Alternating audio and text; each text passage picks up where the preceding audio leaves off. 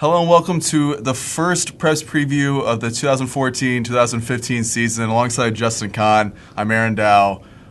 So many things to talk about here on the first vodcast here, the first Preps preview of this season. We have so many changes in conferences. We have so many teams moving from one place to another. And I don't think there's any conference quite like the Little OCA this year, where you have 5 different conferences basically meshed into one now here in the LOVC, especially the Northwest, which has LSA from the Prairie State. You have Argenna that came from the OCA. You have Sangamon Valley from the Sangamo, and then some established Little OCA teams. It'll be interesting to see how all this shakes out with so many different teams unfamiliar and playing a completely new schedule for these 9 weeks. Yeah, and it's one of those things where I think 2 years ago when this stuff was all happening, I was annoyed that they were changing because I thought everything was perfect. But I had to say that I don't know that there's been a season where I've been maybe more excited about just the anticipation of how this is all going to play out, how certain teams are going to fit in to these new conferences, where they are in the pecking order of things, and it's just it's a lot of fun. I'm really, really looking forward to this season. Yeah, I think obviously you do have the top conference matchups that are always fun, but the Sarah Gordo-Lena Winslow game last year, that was great because it was an out-of-conference game. These teams were never going to play each other. Now you have Sarah Gordo playing Moreau Forsyth week 9. You get to see how some of these teams match up, and really you have a lot of teams that are going to have to learn new offenses and new defenses, and there's such a big learning curve that I think you'll start to see the better teams and especially the better coaching kind of rise to the top with so many unknown factors that happen throughout this year. There's a lot of scrambling. It's almost like a playoff scenario right away where you're having to get information on these teams you know nothing about, and yeah, it's going to be fun. And like you said, the LOVC Northwest is probably the one that's got just the most intrigue. And then you have a team like Sangamon Valley, who's coming into this conference, having played in the Sangamo, which is bigger schools, and they struggled. They never could really get their footing in that conference. They never made the playoffs out of that conference, and so they were 0-9 last year. They come into this conference, and you go, well, an 0-9 team's not going to come in and all of a sudden become a playoff team. But I don't know. I mean, they've those. It's not like they're debuting a bunch of guys. These are guys who have played Sangamo Conference football for 2 years. I mean, some of them at least 1 year. And how will that translate? I think that's one. I think they're probably one of the teams that's most interesting. And then you can kind of go down the list with that conference. You have Argenna, who won a playoff game last year. You have Arthur, who won a playoff game. You have Sarah Gordo, who won a playoff game last year. Games, yeah. Yeah, and Arcola has a lot of players back this year. And LSA has a new coach, and Craig Bundy, who is established. I mean, he's been around for a long time. And they're kind of like Sangamon Valley, too, where you have a lot of young guys. And that program had their first varsity year a couple of years ago. People like Bryce Ellis, who are coming back for playing varsity for their third straight year. So you have a lot of experience, either with just playing it in multiple years, or you have teams like Sarah Gordo or Arthur that have established winning for a long time. That after these last couple of years, these kids are kind of coming to a program they're kind of expected to be there. So it'll be interesting to see how all that shakes out, especially in that Northwest. Absolutely.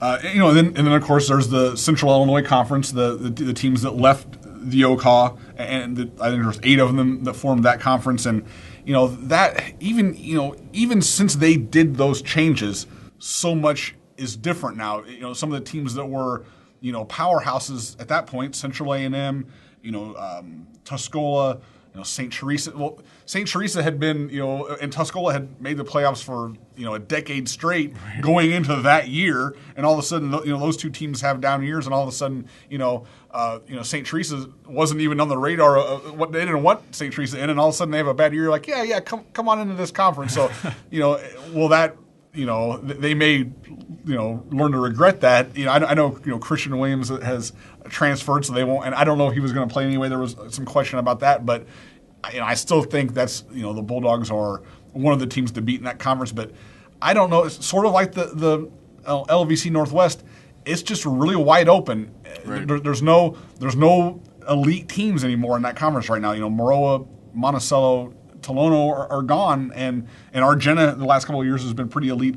So those teams are gone, and what's left are some teams that you like what Tuscola has back, you like what St. Teresa has back, but there could be some major surprises in that conference. Even coaches, we're getting info sheets and we're asking them to rank and include their own team. And I mean, these aren't even coaches that are ranking their own team at the top. They're ranking other teams, and the coaches within the conference don't have any consensus. I mean, I've seen teams in first place and fifth place where it's kind of all over the map. I mean, you're looking at it and see, okay, well, St. T had made some progress last year, and they got a lot of good players back in Shelbyville is young, and they have a lot of juniors that are now seniors that have had a year of experience.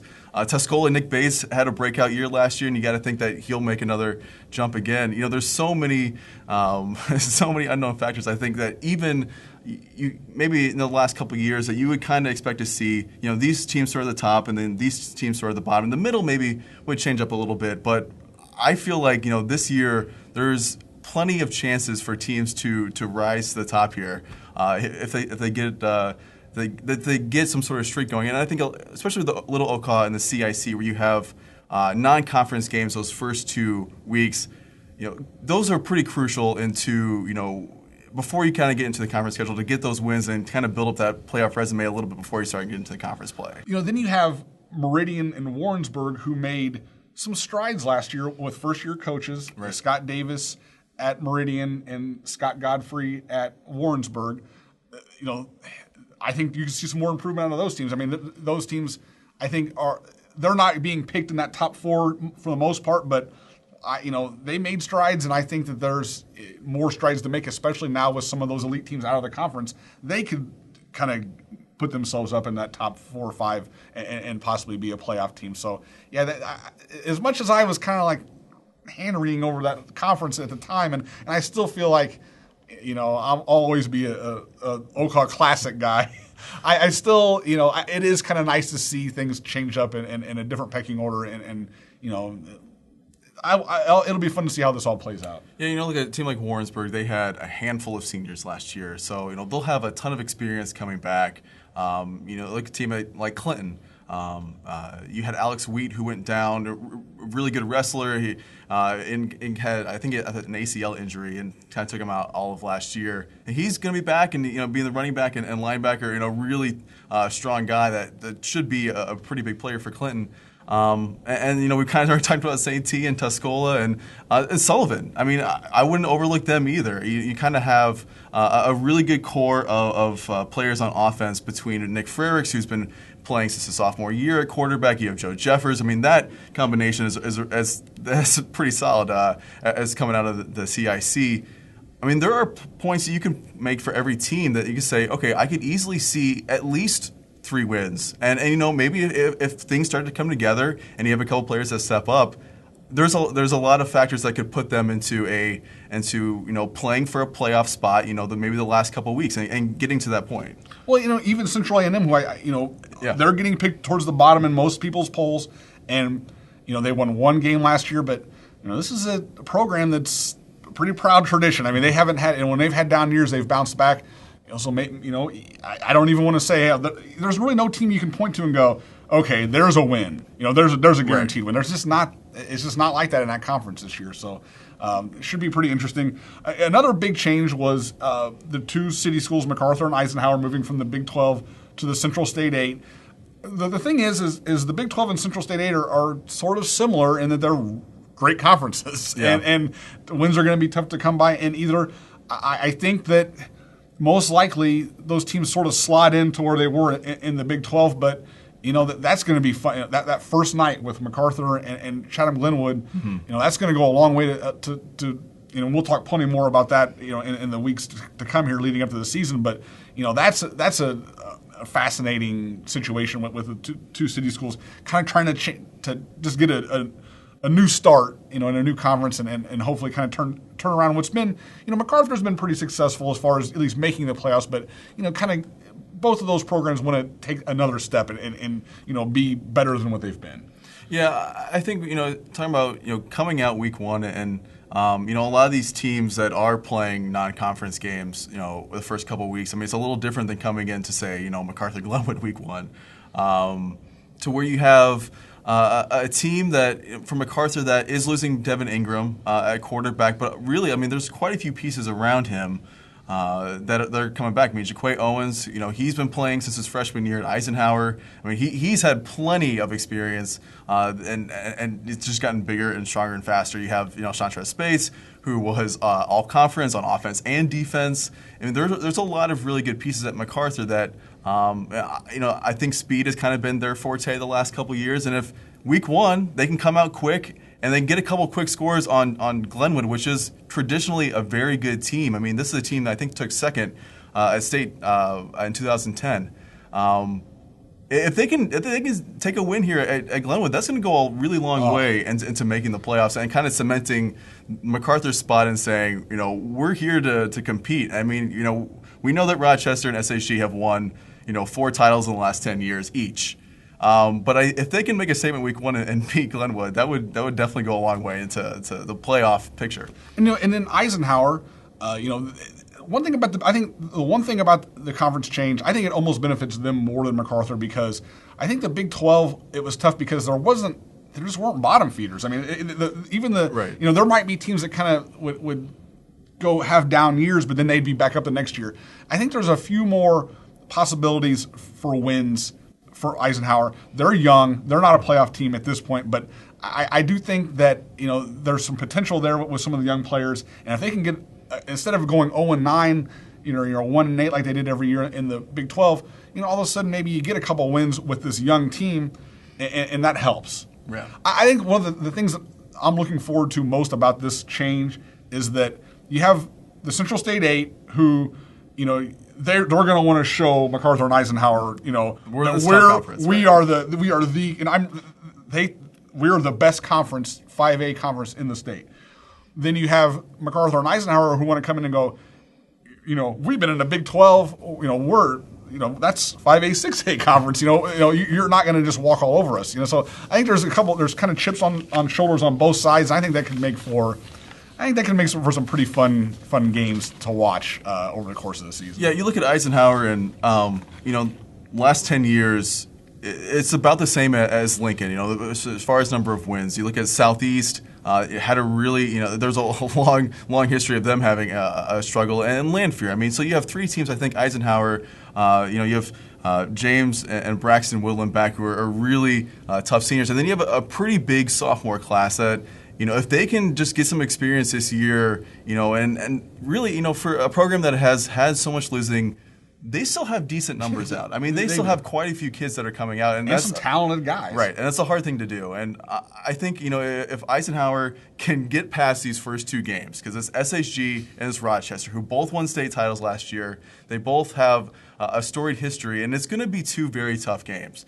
But if they get past that, there are three games on the schedule, and Springfield is kind of in that conversation. I mean, Springfield has had their ups and downs, and if it's a down year, maybe that's in the conversation too. But I think there's 3 teams that Eisenhower can look at and say, we can definitely be competitive with these 3 teams.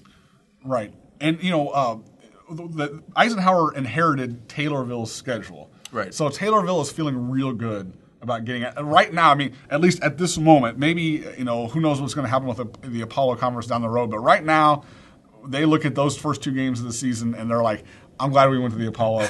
And, I know both of us think that Taylorville might be the favorite in the Apollo this year after – and they made the playoffs in the Central State 8 last year. Yeah. So I mean, this is, and I know they had a couple of down years, but Taylorville, I know the basketball was really the big struggle for them. In football, they were fairly competitive. I know that they have 22 seniors back this year, so they have a huge senior class that has their starting quarterback in Tanner Champley, who can pass.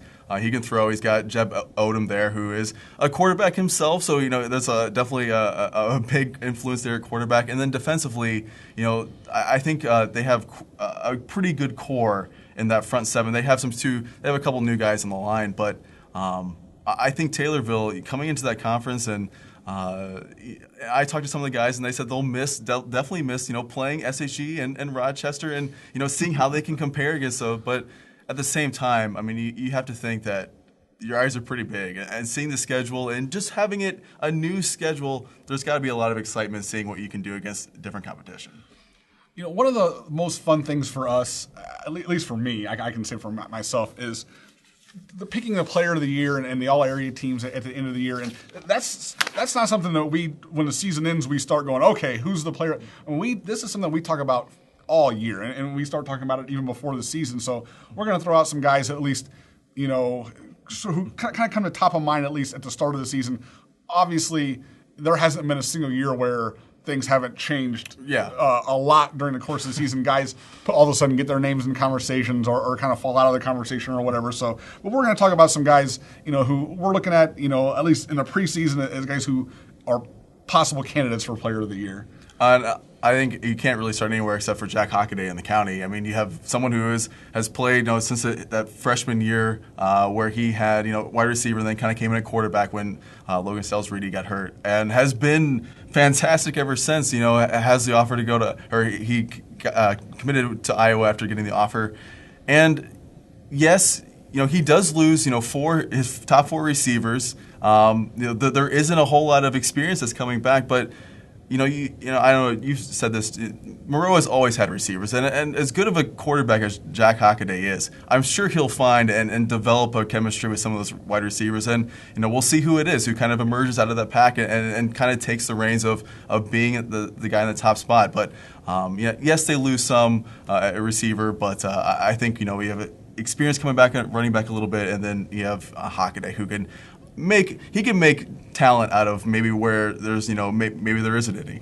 Well, first of all, Jack's the two-time County Player of the Year already. Right. I mean, people are like, he's back again. I mean, people get sick of hearing about him. But I think that attitude bothers me a little bit because this is one of the greatest players that the area has seen. I mean, this is a guy who's got chances to break records. He's certainly going to be on the top 10, top 5, top 3 even as far as his stats go passing, and he's put up some nice rushing stats too. I mean, this is a great player. Don't let the whole Maroa thing keep you from seeing a guy who's this talented and fun to watch. I mean, and he loves playing football. I just that annoys me a little bit that people are getting down on somebody who's that fun to watch. Right. And you mentioned the receivers. Something that Josh Joseph, Maroa's coach, has said to me many times is we don't have problems finding receivers. That's always the least of their concern going into the season. And even when there were a couple of years ago, we didn't know the names Clayton Zills, Drew Frederickson, and Josh Ratz, and then all of a sudden 50 catches in a season. All of a sudden, those guys are putting up big numbers. I mean, they're going to have receivers. The line is always kind of their worry point. That's always kind of they don't have enough big guys, but I think they're going to have a decent line. I don't if people are predicting Maroa to have a rough season, I don't quite see it. The schedule's tough. I think it's gotten tougher. Sure. I don't think they're going to go 9-0 through their regular season, but 8-1, 7-2 is a pretty good possibility for them. Definitely, yeah. But Jack's not the only guy in the conversation, and he had it was close the last 2 years with Steve Isbell. I mean those were razor thin decisions, and I think Isbell's gone this year, but there are a couple guys. Peyton Grindstaff from Mount Zion is certainly a guy in Mike Popovich's offense who could put his name on that list. It's funny. I was talking to Popovich, and he said Mason Bruce and Austin Thacker. Hadn't played football at the year before, and they kind of came in very last minute. And Mason Bruce ended up being the leading wide receiver at Mount Zion. So you have a whole nother year where they have the experience. You had Peyton Grindstaff, I think he completed about 57% of his passes, so very accurate. He's got plenty of weapons. I mean, he had Tyler Hayes is moving to running back, and he had 38 catches last year. So I mean, they feel comfortable with what they have at wide receiver. They can do that. And really, you have Grindstaff, who has the size. I mean, he has the mechanics. He has the family history of Jordan Grindstaff. Obviously had a great career, and you have a whole new system. One that's with those new receivers, with a year now in Coach Popovich's offense, to where this is starting to become much more familiar and just kind of second nature, to where they can just go and they know where, or as Mason Bruce says, he knows where I'm going to be. I really think Peyton Grindstaff is set for a huge year. Another guy I wanted to mention who's maybe a little bit of a, going into the season, probably a dark horse candidate. He had some injury problems last year, but Jake Handley from St. Teresa is a guy who is, I know that we think I think going into the season in the CIC, he's probably the best defensive player. I mean, he's a great linebacker. Sort of don't exactly know where he's going to be in the offense, but I have a feeling he's going to get a lot of carries and put up some nice numbers behind what should be a really good St. Teresa offensive line this year. They have a couple other guys that are going to be running the ball too, but Jake is a guy who could really have a breakout year. Yeah, I mean, Jake Hanley knows how to get to the line, and I think better than almost anybody else, he knows how to bring ball carriers down. I mean, he can if you look at if you want to show tape to a young freshman or sophomore who's trying to learn the linebacker position and how to wrap up. I mean, you look at his tape and it's just like he just makes sure the ball carrier does not go anywhere after he gets to them. He had some rushing last year, so we'll see if he kind of builds on that. But yeah, he definitely has someone to watch out for. The area is a little more wide open. Jared Pilson from Mattoon was our player of the year last year. He graduated. But there's there's a couple quarterbacks. I know Tyler Schuring from Arthur is a guy who's he's already had some outstanding years, and he'll really be featured even more than he has in the past this year. Another guy is Jason Richard from Robinson, who set Robinson's rushing record last year. Now he's back, and I mean Robinson could be a team that's really dangerous this year, and Richard is going to put up some huge numbers. Yeah, Schuring is kind of in the same situation as Hockaday is, where a lot of the wide receivers have graduated and moved on somewhere else. So he's going to have to, find some new targets, which I don't think will be much of an issue. I think it's kind of the same situation on Monroe, where he'll make, even if someone isn't already an athletic player, I mean he can make things happen. And he's a rushing quarterback too. I mean he put up 900 yards plus last year rushing, so he can take the ball and put it downfield either way. It doesn't really matter. And Jason Richard, look at a guy who has great change of direction, especially when he gets into the second level. Should be really interesting to see how he comes back after that huge junior season. Exactly. And another guy we've talked about already is Nick Bates from Tuscola, who, he had a nice year on the football field last year. I think just getting some of the, all of their losses, they had 5 losses last year. All those teams were gone off their schedule this year. I think that you're going to see him put up big numbers. Just that helps, obviously. And then he really, through football season, and he had a great basketball season and even better baseball season. It just seemed like he really started to come into his own as the year went on, and I think we're going to see a pretty dynamic player. As now he's a junior, and he played at least a lot of his freshman year after the quarterback that season got hurt. He came in, and so he's a guy who has a ton of experience and just seems to be developing into a really special athlete. He's got some linemen in front of him that are coming back for another season. So there's a good nucleus there at Tuscola, and I think Nick Bates should be fun to watch. Every year we talk about the sort of the obvious teams who are going to be good, and that's not going to be any different this year. Maroa, Monticello, Casey Westfield. Casey Westfield. I mean, the good teams are still good, but I think with this shifting of things that we're going to see some dark horse teams kind of step up. And so we're going to kind of discuss a few of those. Who are some teams do you like, Aaron? Yeah, I mean, looking at teams that last year had a losing record and couldn't possibly make the playoffs, I think Shelbyville is right at the top of the list for me. I mean, you have so many players that are coming back for that team, and then you have this freshman, sophomore class, a young group that is so hyped up, and I mean, there's such an aura around them that there's a lot of people really excited about what they can accomplish. And Mark Ramsey's back for a second year, and so I mean, you have Lucas Duckett there at the quarterback position, and I think continuing to make strides. Is kind of he passed quite a bit last year, and I think you kind of keep that going a little bit. And I think Shelbyville's a real threat to make the playoffs. I mean, I don't, they went from that 5-4 season where they just missed out because of playoff points and kind of regressed a little bit. I mean, if you're just looking at wins and losses, I think that bounce back is coming this year for sure. Well, that team that Stan Winky coached 2 years ago was very senior oriented. Mm-hmm. So then last year's team, the sophomores from Stan's year were juniors. And they, that was their first time really playing varsity. I mean, they were juniors, but they had pretty much zero varsity experience. And they struggled early, but by the end of the season, they were better. You have a ton of skill guys on that team. I mean, they're going to have trouble, there's a lot of guys on that team that need the ball. So, I mean, that's going to be sort of the challenge for Ramsey. But I think that one thing he's always been great at coaching. One of the things that sort of made him a Hall of Fame coach was his ability to coach linemen.